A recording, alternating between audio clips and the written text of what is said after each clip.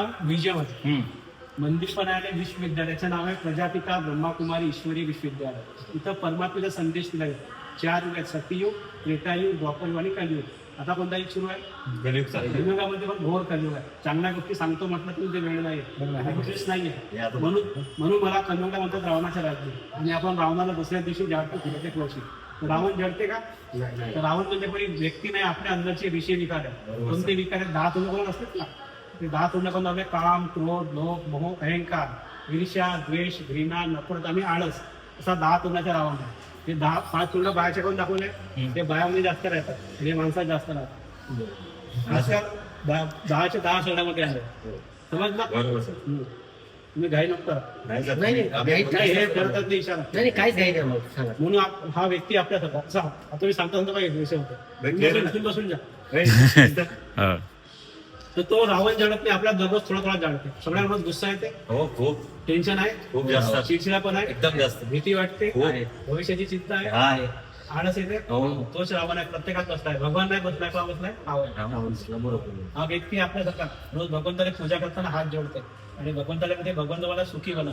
हर व्यक्ती सुखी होणं चाहतात, परंतु हे 5 भूत आहेत ना आपल्या अंदर बसून त्यांनी आपल्याला दुःखी बनवून ठेवले आहे. म्हणून आरतीमध्ये आपण म्हणतो विषय विकार मिटावू पाप हरवू देवा. 5 व्यक्ती दुःखी पापी झालाय आणि भगवंत शिव म्हणते तुम्हाला दुःखी बनवून नाही पाठवलं होतं.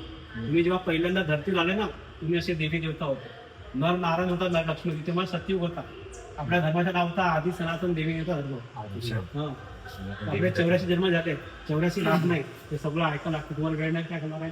हे दुनिया आता लवकर येणार आहे आणि हे दुनिया काही दिवसाची पावली. कलियुग जाणार आहे, सत्ययुग येणार आहे. इकडे लोक इथे स्वतःची तुम्ही कोण आहे? कोण आहे? तुम्हाला मी मनुष्य आहे, मी बॉडीवान आहे, मी हे आहे, फलाना डॉक्टर आहे. हा जरा देहाचा परिचय. पण देहाच्या अंदर आहे ती आत्मा. आत्मा असते दिव्याच्या ज्योतीसाठी. आत्मा शरीरामध्ये कुठं बसते? मेंदूत. इथं ना, इथं सेंटरमध्ये म्हणून आपण पूजा करताना टिक्का लावतो. माता बहिणी लिंगी लावतात. कशाच्या प्रतीक? आत्म्याच्या प्रतीक आणि सौभाग्याच्या प्रतीक. तर आत्म्या खामोच्या ब्रेड मध्ये इथून आणि इथून 1 इंच अंदर इथं बसते आणि या शरीर होती गाडी चालवते. शरीर काय आहे? एक गाडी आहे आणि आत्मा ड्रायव्हर आहे. आत्मा अजर अमर विनाशी आहे. म्हणून श्लोक पण आहे नैनम चिंतन शस्त्रांत. हा उदाहरण दाखवलाय. गाडीचे ड्राव कुठे बसते? फ्रंट सीटवर है ना. हे आत्मा इथं फ्रंट सीटवर बसते, इथं ना बसते है ना. गाडीच्या ड्राव खाली उतरला गाडी चालते का? हे आत्मा ड्रायव्हर बी उडून गेला, हे गाडी चालणार आहे का? हे गाडी कशी होणार आहे?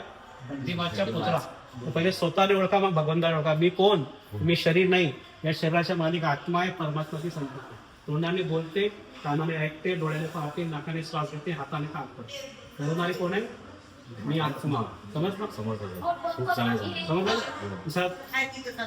तुमच्या डोका दुखते काय म्हणतात? मी डोका दुखतो समजता का? नाही म्हणते माझ्या डोक्यात दुखत आहे. माझं डोकं दुखत. कोणा वाटलं माझ्या डोक्यात? हे आत्मा. मी कोण आहे? तुम्ही शरीराच्या मालिक आत्मा आहे, परमात्मा शोधणार. समजलं. जे उलटे कामं करतात ते कोणती आत्मा? चांगले कामं करतात, दान पुण्य परमात्मा. धर्माचे काम करणारे महान काम करणारे देवी देवतांना देवात्मा. हे पापात्मापासून देवात्मा खूप भेटायला आपला संसार आहे. परंतु परमात्मा भगवान एक आहे. तर तो कोण आहे ते समजून घ्या. इकडे परमात्माचं नाव आहे शिव. परमात्माचं नाव काय? शिव. जसे आत्मा बिंदी आहे ना दिव्याच्या ज्योतीसाठी, ते परमात्मा बिंदी आहे. तो म्हणते तुम्ही पूजा करण्यासाठी माझी पिंड बनवलाय. मी काळा बी नाही नसेल एवढा मोठा बिंदी. मी बिंदी आहे. तो बिंदी भर दाखवली. तो आहे ज्ञानाचा सागर. त्याला कोणता ज्ञान आहे? सृष्टीच्या आधी मध्ये अंताच्या. जेव्हापासून दुनिया सृष्टी बनली आहे ना, सुरुवात पुरा नॉलेज आहे त्याला. तुमचे किती जन्म झाले, किती पाप केल्या, किती पुण्या, सगळं नॉलेज आहे. तो प्रेमाचा सागर आहे, तो शांतीचा सागर आहे, तो आनंदाचा सागर आहे, तो दुःख करता सुख करता आहे. पतिताला पावन बनवणार आहे. नरापासून श्री नारायण, नारीपासून श्री लक्ष्मी. त्याची महिमा अपरंपार आहे.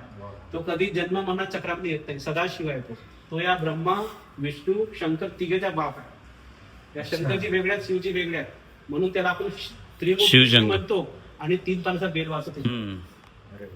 त्याने सगळी दुनिया मानते. पाहिजे हिंदू लोक आपण रोज त्याच्या लोटावर पाणी चढवतो, दूध किंवा पाणी. हे मुसलमान लोक बी त्या बिंदीला अल्लाह म्हणून नमाज पडतात. अच्छा. हा बुद्धांनी तपस्या केली तर त्या झाडाची किंवा निसर्गाची नाही केली, त्या निराकार ज्योतीचा ध्यान केला. गुरु नानक म्हणतात त्याच्याकरता एक ओंकार निराकार सतनाम वाहेगुरु. असं नाही म्हटलं मी भगवान आहे, त्याला आठवण करा म्हणते. तर तो कोणासाठी अशी इशारा केला आहे. येशूने म्हटलं नाही गॉड इज लाईट, मैं बघणं गॉड फादर को याद करो. गॉड फादर हे आहे. आणि महावीरने म्हटलंय नमो हरिहंत. तर सगळे लोक अलग अलग नावांना परमात्मा शिवायचं ध्यान करतात. आपले सगळ्याचे 2 वडील आहेत. एक शरीराचे वडील सगळ्याचे वेगवेगळे आहेत आणि आत्म्याच्या वडील सगळ्याचा एक आहे, तो परमात्मा शिव. समज ना, परमपिता परमात्मा शिव. शिवचा अर्थ होते कल्याणकारी. शिव अर्थात कल्याण. तो कुठे राहते? शिवीकडे या. ही आपली धरती आहे. हा काळाकाळामागे गॅलेक्सी इथपर्यंत सगळा नॉलेज आहे तुम्हाला. हो. त्याच्या वरती पण दुनिया, याचा अंत नाहीये. जसा परमात्मा अंत नाही ना, तसा याचा बी अंत नाहीये. त्याच्या वरती आहे ब्रह्मा विष्णू शंकर तुम्ही. त्याला म्हणतात फरिश्तोची दुनिया. हाडा म्हणतात शरीर नसते इथं आपल्याकडे है ना. फरिश्तो सारखे शरीर असते. 3 देवता असते. त्याचे सूर्य किती वरती आहे? त्याच्या 100 गुणा वरती एक लाल प्रकाश आहे. तो आहे आत्म्याच्या घर. त्याला म्हणतो आपण परमधाम. म्हणा इकडं परमधाम. परमधाम. शांतीधाम. शांतीधाम. मुक्तीधाम. मुक्तीधाम. निर्वाणधाम. निर्वाणधाम. परलोक. परलोक. ब्रह्मलोक. ब्रह्मलोक. एवढे सारे नाव आहेत त्या घराचे. आणि मुसलमान लोक म्हणतात त्याला 7वा आसमान. तिथं ते परमात्मा शिव सगळ्यात टॉप मध्ये राहते. आणि संसारात जेवढे बी आत्मा आहेत ना, आपण त्याच्यासोबत तिथं राहत होतो. सगळे बी शोध आत्मा आहे. म्हणून आरतीमध्ये म्हणतात पार ब्रह्म परमेश्वर तुम सबके स्वामी ओम जय जगदीश हरे. समजता? आता मी विचारतो ते सांगा. आत्मा शरीरामध्ये कुठं राहते? इथं. आत्म्याच्या पिता कोण आहे? शिव. शिव. त्याच्या धाम कोणता आहे? परमधाम. मग इकडे या. तुम्ही एवढं चांगलं सांगताय ना सर. मग तुम्ही ऐकायला तयार नाही ना? नाही, एवढं हे छान शिव आहेत. नाही, आता- हे भिन्न आहे ना, आता वेगवेगळे. आपण 2-3 हे कोण आहेत? शिव. आणि हे शंकर आहेत. हे शिव म्हणते मध्ये तुमच्यात काय बॉडी नसते, स्वतःची बॉडी नाहीये. मी कधी जन्म मनात चक्रमणी येत नाही, म्हणून मी सदा पवित्र आहे. मी कधी आईच्या गर्भात गेलो नाही, शरीर घेतलं पण नाही आणि मृत्यू पण पावलं नाही. म्हणून मला म्हणतात अजन्मा अभोक्ता अकर्ता. सदाशिव म्हणतात. मी सदा आहे. सर आपका नाम क्या है? मेरा नाम राजेश. और सर आप कितने साल से यहाँ पे? मैं माउंट आबू हमारे हेड क्वार्टर है. ये फोटो दिखा लो. हाँ, हाँ. मैं तो दिखाता वहाँ हूँ। पर हेड क्वार्टर में इस ज्ञान में आइए। 30 ईयर हो गए कंप्लीट. यहाँ पे थे आप? ये हमारा हेड क्वार्टर है. ये मुख्यालय है। यहाँ पे पर अभी ये बड़ा बन गया है. यहाँ पर 600 एकड़ में बना है और विश्व का सबसे बड़ा हॉल है. वहाँ पर 20,000 लोग एक साथ बैठ सकते, बिना पिलर का है.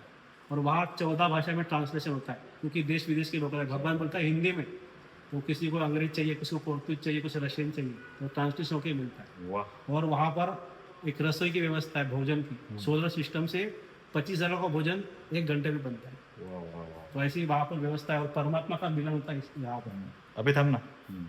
अच्छा, परमात्मा में. मिलन होता है. तो वो है हेडक्वार्टर. मैं यहाँ पर 20 साल था. वाह. अभी यहाँ के 2 साल हो गए, वाह. क्योंकि यहाँ कोई नहीं था. तो संस्कृति बहुत बढ़िया सर, बहुत. पकड.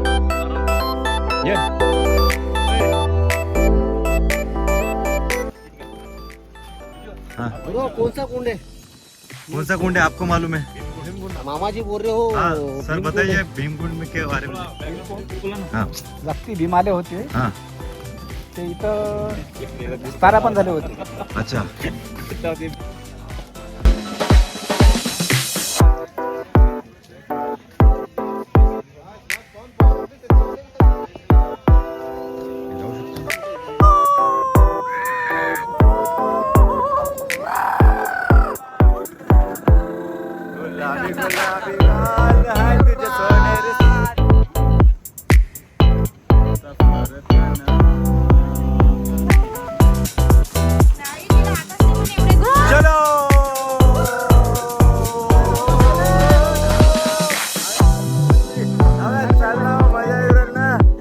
मोबाईल तर मी पकडलाय, फाटून राहिली.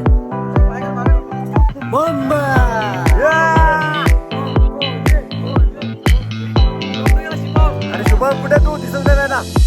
अरे बसला कशाला रे?